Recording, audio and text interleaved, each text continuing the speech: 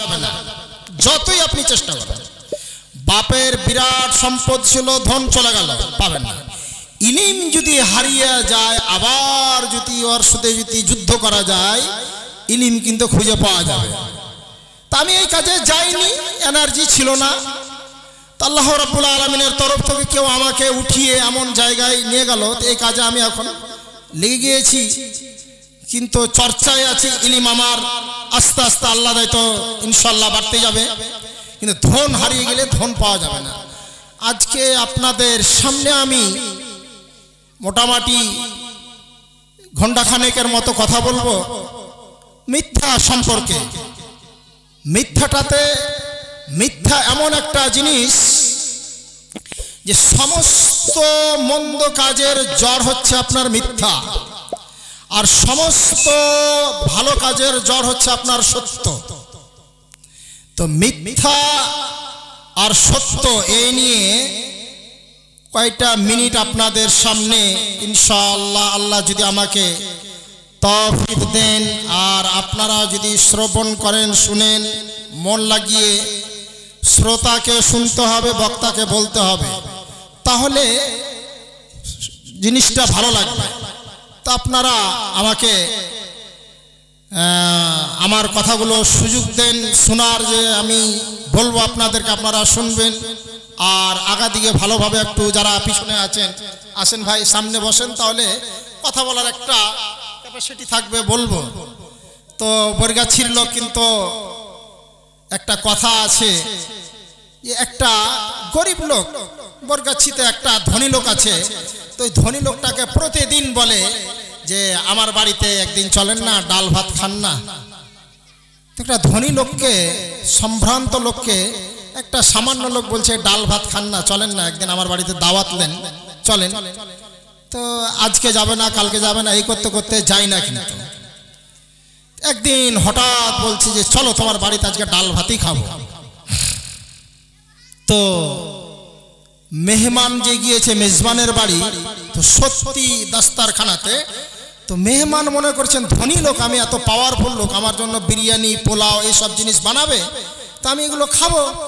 তো সত্যি কথাটা, ডাল আর রুটি বানাচ্ছে, ডাল রুটি। তো ডাল রুটি বানাচ্ছে, তার বাড়িতে একটা কুকুর ছিল। তো কুকুরটার আওয়াজ, ঘেউ ঘেউ করে আওয়াজ হচ্ছে। তখন মেজবান যে বাড়ির মালিক বলছে, যদি কথা বলো তো এখনই তোমার ঠ্যাং দুটা কেটে দেব। তো মেহমান বলছে, আর কথা কিন্তু খুব খাঁটি আছে, ডাল ভাত, ডাল রুটি বলেছে তো ডাল রুটিই দিয়েছে, আর এই কুকুর যদি দ্বিতীয়বার চালা করে তো কুকুরের ঠ্যাং ভেঙে দেবে। তো কথার দাম আছে। কিন্তু আমি লাখ লাখ শুকরিয়া করছি বরগাছির মানুষের কাছে, যে গত বছর আমাকে আপনারা আপ্যায়ন করেছিলেন, সম্মান করেছিলেন, এবারও যে সম্মান করেছেন, আপনাদের কথা, আপনাদের ভঙ্গিমা, আপনাদের চলাফেরাতে আমি অত্যন্ত খুশি, নিজেকে খুব গর্ব মনে করছি যে এরা মানুষের ইজ্জত বুঝেন। তো যাকগে, আল্লাহ রাব্বুল আলামিন কালে কালে যুগে যুগে নবী রাসূল প্রেরণ করেছেন, কাদের জন্য? মানুষের জন্য। তো মিথ্যা কথা, হযরত উমর ফারুক রাদিয়াল্লাহু তাআলা আনহু একজন সাহাবী হযরত সাদ বিন আবি ওয়াক্কাস রাদিয়াল্লাহু তাআলা আনহুকে গভর্নর করে কুফা নগর, মানে কুফা একটা, যেরকম আমাদের উত্তর দিনাজপুর, এরকম একটা কুফা একটা জায়গার নাম, শহর। সেই শহরে হযরত সাদ বিন আবি ওয়াক্কাস রাদিয়াল্লাহু তাআলা আনহুকে গভর্নর করে পাঠালেন। ওখানকার দেখভাল, ওখানকার জায়গা কিভাবে চলছে, ওখানকার সমাজ। তো হযরত সাদ বিন আবি ওয়াক্কাস রাদিয়াল্লাহু তাআলা আনহু মসজিদে নামাজ পড়াতেন, যুদ্ধে যেতে হতো, গানিমতের মাল তাকসিম করতে হতো, ভালোভাবে ইনসাফ করতে হবে, এইরকম তার দায়িত্ব আছে। তো ওখানকার কিছু লোক, একজন লোক হযরত উমর রাদিয়াল্লাহু তাআলা আনহুর কাছে দরখাস্ত পাঠালেন যে হযরত সাদ বিন আবি ওয়াক্কাস যে কুফানগরে গভর্নর হয়ে আছেন, ইনি কিন্তু ভালোভাবে নামাজ পড়ান না। তো হযরত উমর ফারুক রাদিয়াল্লাহু তাআলা আনহু তখন কিছু লোক বললেন যে ওখানকার তোমাদের জাতি মামলা, জাতি ব্যাপার, তোমাদের নিজস্ব ব্যাপার আছে, ভাবে চালিয়ে নাও। তো হযরত ওমর ফারুক রাদিয়াল্লাহু তাআলা আনহু কিছু দল কোনো জামাতকে পাঠালেন যে যাও তো প্রত্যেকটা মসজিদে যে সেটাকে গণনা করতে যে হযরত সাদ বিন আবি ওয়াক্কাস আসলে কি ভালোভাবে নামাজ পড়েন না। হযরত সাদ বিন আবি ওয়াক্কাস বলছেন হযরত ওমর রাদিয়াল্লাহু তাআলা আনহুকে যে যেইভাবে নবীজি নামাজ পড়াতেন, প্রথম দুই রাকাত লম্বা, দ্বিতীয় দুই রাকাত সেই শর্টে মুক্তাসার করে পড়াতেন, এইভাবে কিন্তু আমি নামাজ পড়াচ্ছি, আমার নামাজে কিন্তু ত্রুটি নেই। কিন্তু ইলজাম দিচ্ছে, মিথ্যা কথা বলছে একজন সাহাবীর উপরে, ওই কুফা নগরের একজন ব্যক্তি। তো আবার বলছেন যে সব লোকেরা মসজিদে মসজিদে গেলেন যে এই ইমাম সাহেব সাদ বিন আবি ওয়াক্কাস নামাজ পড়াচ্ছেন, সঠিক নামাজ পড়াচ্ছেন কি? সবাই বলল যে হ্যাঁ খুবই সুন্দর নামাজ পড়েছে, আর নামাজে কোনো ভুল ভাল নাই। তো আরেকটা মসজিদে যে মানুষেরা চেক করতে গেছে, তো ওখানকার একটা মানুষ, ওর নাম হচ্ছে আবু সাআদা, ও বলছে যে হযরত সাদ বিন আবি ওয়াক্কাস এই মালে গানিমতে তাকসিম করার সময় ভালোভাবে বন্টন করেন না, তাকসিম ভালোভাবে করে না, ইনসাফ ভালো মতন করে না, আর সেই জিহাদে নিজে শরীক হয় না। এটা একটা অপবাদ লাগালো, ইলজাম লাগালো। তো একটা ভালো মানুষ, একটা ইমামের, একটা নেককার লোকের যদি ইলজাম লাগায়, তো লোকটা কি বসে থাকবে? সেই কথাটা শুনে আপনার এখানে এসেছি, আপনি যদি আমার উপরে তোহমাত ইলজাম লাগান, তো আমার তো মনে, আমি যে কাজ করিনি সেই কাজের কথা যদি বলেন যে এই মুনি সাহেব এই ধরনের কাজ করে, তার মনে তো দুঃখ হবে। হযরত সাদ বিন আবি ওয়াক্কাস বলছেন যে আমি তো মালে গানিমতের মাল যেটা, সেটাকে আমি ভালোভাবে বন্টনও করি, এবং আমি সেই জিহাদও যাই, এবং ইনসাফও ভালোভাবে করি। এলা ভাই তোমরা লাগাও, এলা আমাকে ডিস্টার্ব দিও না। তো উনি বলছেন যে আমার উপরে এত বড় অপবাদ। হযরত সাদ বিন আবি ওয়াক্কাস রাদিয়াল্লাহু তাআলা আনহু বলছেন, আল্লাহ রাব্বুল আলামিন ইলাহি, তুমি তো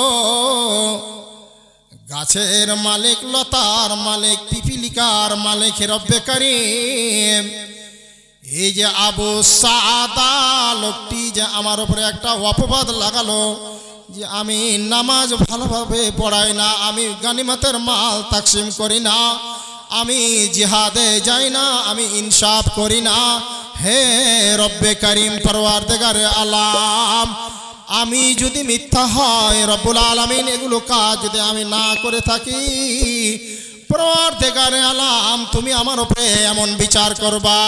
আর যেই লোকটি আমার উপরে অপবাদ দিয়েছে, সাদ রাদিয়াল্লাহু তাআলা আনহু, এই কাজগুলো করে না, আল্লাহ তাআলা তুমি এই যদি না করে থাকি তাহলে তুমিও বিচার করে দিও।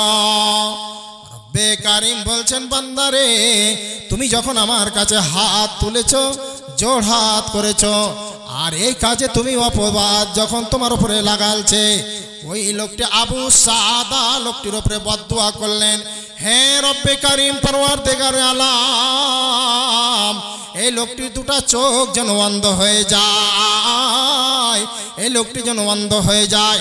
আল্লাহ রাব্বুল আলামিন এই লোকটার বয়সটা যেন, তার উমারটা যেন লম্বা হয়ে যায়।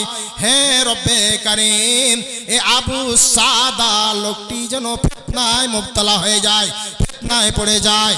হে রব্বে কারীম, এই লোকটা এত অভাবী যেন হয়ে যায়, গরিব হয়ে যায়, কমজোর হয়ে যায়। এই রব্বে কারীমের কাছে যখন হযরত সাদ বিন আবি ওয়াক্কাস রাদিয়াল্লাহু তাআলা আনহু দোয়া করলেন, রব্বে কারীম এই কথাটি আল্লাহ তুমি গ্রহণ করে নাও, আল্লাহ রাব্বুল আলামিন সঙ্গে সঙ্গে হযরত সাদ বিন আবি ওয়াক্কাস রাদিয়াল্লাহু তাআলা আনহুর দোয়াকে কবুল করে নিলেন। ওই আবু সাআদা লোকটি যে ইলজাম লাগালছিল, যে তোহমাত দিয়েছিল হযরত সাদ বিন আবি ওয়াক্কাসের উপরে, বন্ধুরে তার দুটা চোখ অন্ধ হয়ে গেল, সেই বৃদ্ধ হয়ে গেল, সেই গরিব হয়ে গেল, সেই কমজোর হয়ে গেল। আর সেই কুফা নগরের গলি গলি গলি গলিতে, দরজায় দরজায় যে যে যে যে সেই মানুষের কাছে ঠকার খাইছে, মানুষের কাছে লাঞ্ছিত হচ্ছে। হযরত সাদ বিন আবি ওয়াক্কাস যেভাবে দোয়া করলেন, আব্দুল মালিক বিন ওমর এই একজন লোক বলছেন, আমি তাকে জিজ্ঞাসা করলাম, আবু